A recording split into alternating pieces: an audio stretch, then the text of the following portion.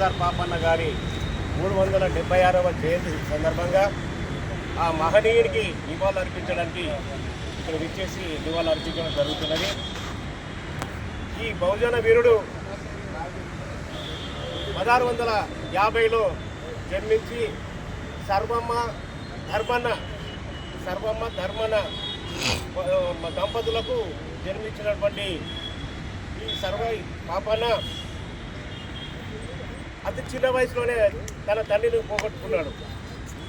అక్కడి నుండి తన చరిత్రను ప్రారంభించి అంచెలంచెలుగా ఎదుగుతూ తాను ఒక కళ్ళు మండువ, ఆనాడు కళ్ళు మండువ, ఆ కళ్ళు మండువలో కళ్ళును పెట్టుకొని అమ్మకం జరిపిస్తుంటే ఆనాడు మొగలాయి చక్రవర్తుల దగ్గర ఉన్నటువంటి సిపాయిలు ఇతని దగ్గరకు వచ్చి కళ్ళు తాగి డబ్బులు ఇవ్వకపోవడము, కుండలు పగలగొట్టడము, నానా చిత్రహింసలకు గురి చేసేవారు. ఆ విధంగా విసిగిపోయినటువంటి వ్యక్తి ఒక 12 మంది వాళ్ళ యొక్క మనుషులతోటి విప్లవాన్ని రేపాడు.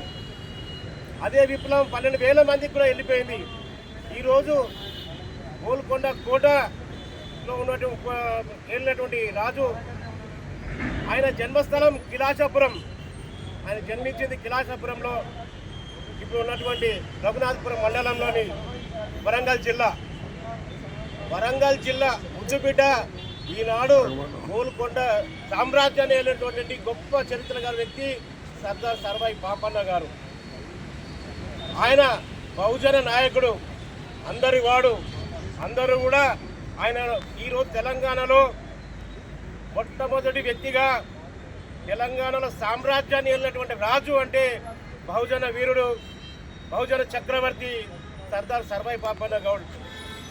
ఆయనను ప్రతి ఒక్కరూ కూడా స్మరించుకుంటూ ఆయన బాటలో మనం కూడా పయనించి మనకు కావలసినటువంటిది మనం సాధించుకొని మన రాష్ట్రాన్ని కూడా మనం సాధించుకోవాల్సిందిగా కోరుకుంటూ ఆయనకు విరమణగా నివాళులు అర్పిస్తున్నాం. జై గౌడ, జై గౌడ, జై గౌడ.